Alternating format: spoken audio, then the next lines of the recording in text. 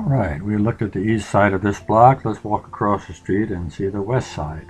We want to look at a couple buildings here, one on each end of the block. And the first one is on the north end, right here. Today it houses counseling services, but way back, starting in the 50s, Moore and Wright Insurance was here. I've always admired the architecture in this building. I like the dome and the high pillars. It gives it a classic look. But it didn't always look like this. If you were to take the dome off and the large porch in the front with the high pillars, it would probably look something like this here. This shows the same building without the dome and without the large porch with the high pillars. It does show a porch though, but much smaller, as you can see here. In the 1940s, it was the Mueller Brass Employee Club. But for most of the life of the building, it was the Chamber of Commerce. And way back in 1918, it was also the home of the Red Cross Canteen. And later, along with the Chamber of Commerce, the Junior Chamber of Commerce was there. The Boy Scouts of America and Girl Scouts of America were there. It housed several things, and it always had some place to eat. In the 30s and 40s, it was called the Chamber of Commerce Grill. But later on, it was called the Chamber of Commerce Dining Room. And you can see a picture of it here on this postcard. If you remember, I mentioned that the Red Cross Canteen was here. And if you look at the back of this postcard, you can see the canteen service, the Red Cross logo on the back of it. In the very early 1900s, the International Business College was located here. And this photo here that shows the fire that we looked at in a previous video. You can see the Chamber of Commerce building. We'll kind of zoom in on it here and take a better look at it. The other building we want to look at in this block is at the opposite end, the Kerr-Albert Building. And this is a case where a black and white photo just does not do this building justice. Here's the current view in glorious color, and you can see what a beautiful building this is and the color scheme and how they designed this building. Starting with the very top, the very peak, and it gives you the date that it was built, 1885. It's a pretty old building.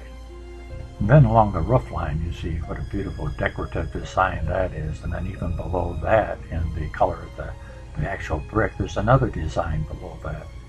And then you come down to the eyebrows on the window, which are a different color brick, which gives you a nice contrast. And then the decorative molding below the windows sets it off. And then as you go down to the first floor, you see quite a contrast, distinguishing the first floor from the second.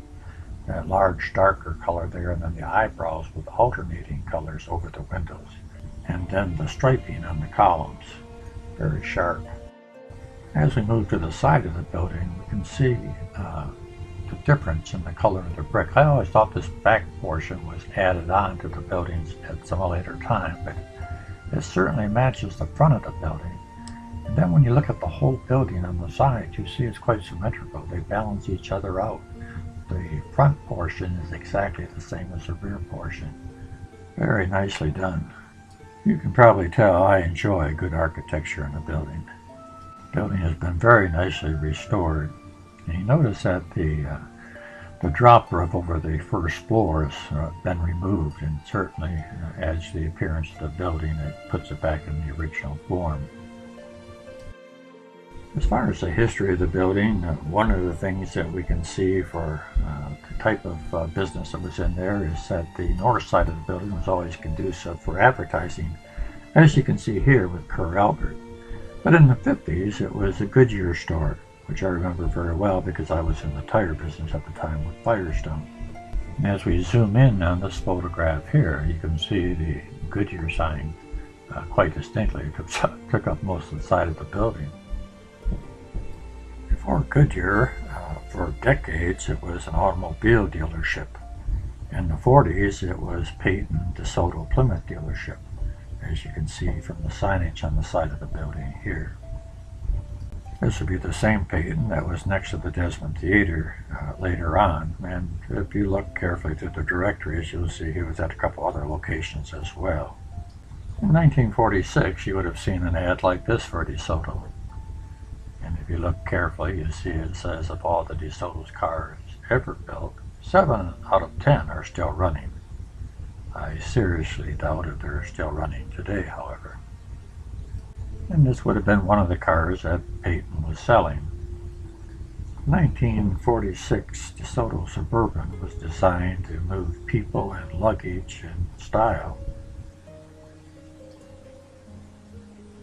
In the 1930s, Stuart Weeks Chrysler dealership was located here. And this is the 36 Chrysler Airflow. It was the first American car to actually use a wind tunnel to determine styling elements. Of course, today it doesn't look too stylish. In the 1920s, K-Woods was selling the Studebaker. And here you can see the advertisement for the 1920 Studebaker. And this ad shows the various Studebaker models that they were selling that year. And this model here, the Touring sedan, was very popular that year. And you could buy that touring car for only $2,350. From 1885 into the 1900s, the company that the store was actually built for was F. Saunders Grocers. This was a wholesale grocery store that supplied many of the, not only the local, but the surrounding area grocery stores. Saunders was part of the National Grocers Wholesale Organization. And you can see they have different locations all over the state. Here we see an advertisement for Saunders. It looks like they're advertising a soap that they want the grocery stores to carry. And in this map, dated 1903, you get a pretty good idea of the layout of the building. And something that caught my interest here, looks like there's another building right alongside of it. And they use this building for the butter and egg cold storage. And I believe that the building that we're looking at here is this same building in this current view that we're looking at with a different color of brick, just to the right of Kerr's now. Alright, let's walk over to the next block on the west side. And as you can see here, this corner is pretty empty, but all the time I was growing up there was a gas station there, and later on there was a car wash as well. As we look down the block, we can see Powers Diner, and we can see a couple other establishments. But let's look at this first one right here, Powers Diner.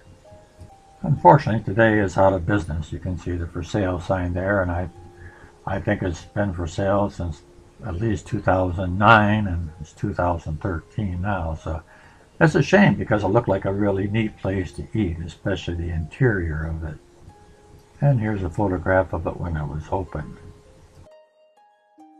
When I was growing up, it wasn't Powers Diner.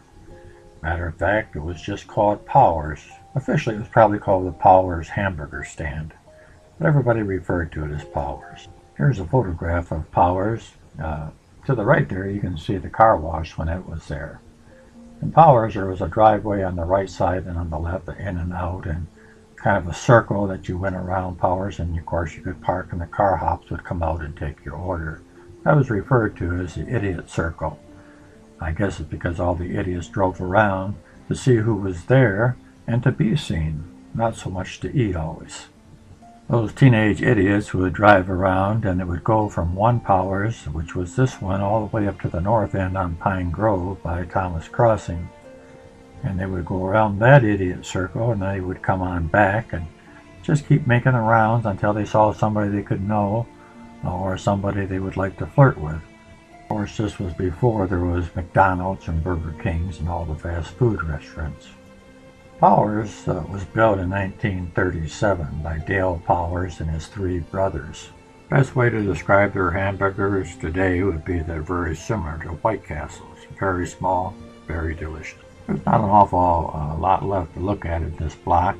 This building right here, Studio 1219, is, well, at least in the 60s, it was Ramsey Furniture Company, and 50s and 40s, and even back in the 30s, it was Economy Furniture Company. Then, before that, there was a home here owned by Lowell Kessler, and he managed the family theater. As far as the corner of the block is concerned, there was always a gas station there for decades, as far back as I can remember, and really back as far as I can see in some of the directories. And before that, there was a home there. That would have been in the early 1900s.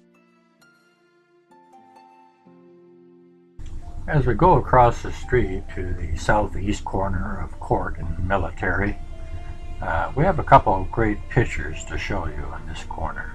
Most of the recent years, that corner has been pretty much vacant.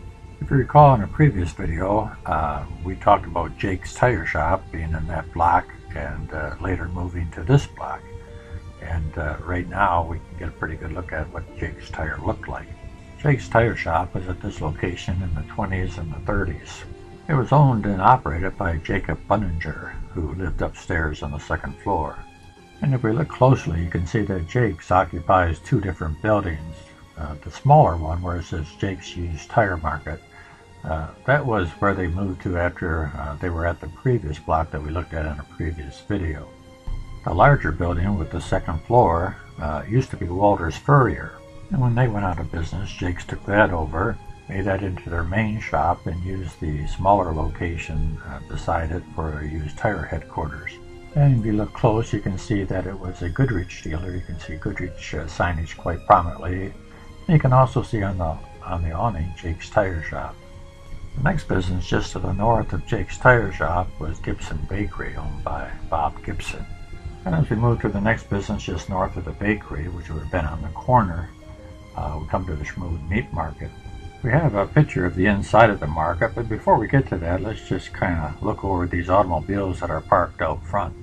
Must have been a pretty nice day when these pictures were taken. You can see the tops are down. You can see the folks congregating out front of Jake's, probably waiting for their tires.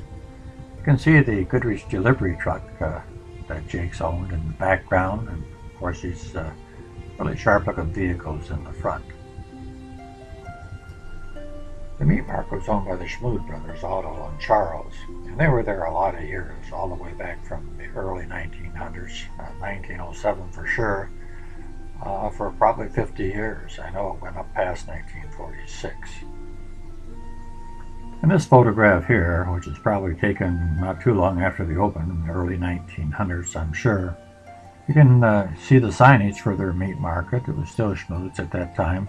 And you can also see the signage for Gibson's Bakery. So they were there probably as long, or maybe even longer, than Schmood's was on the corner there. So Schmood's and Gibson, they were there a long time. And then as we move a little bit further south, where Jake's was, you can see now there's a different business there. This was Walter's Furrier, and you can see the Walters family standing out front. The business was owned by Bernard and Agnes Walter. And according to this directory, it says, when your furs need remodeling, we do it. The latest and best furs of all kinds. We buy and sell all kinds of green furs.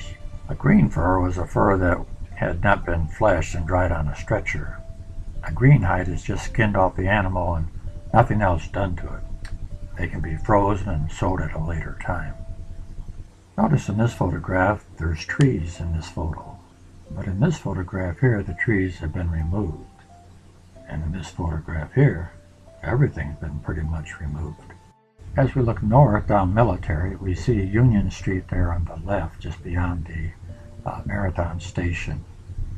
But on the right, we see the old post office. But at one time, Union went all the way across Military Street and went all the way to 4th Street. That was before the post office, of course.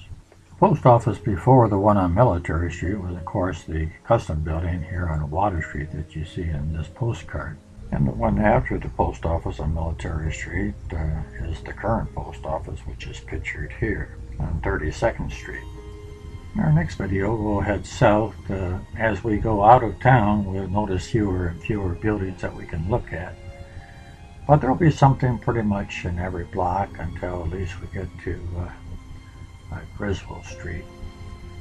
And the first one we want to look at in our next video will be the Women's Life Building, or for those a little bit older, the Women's Benefit Association Building, or for those a little older, we refer to it as the WBA.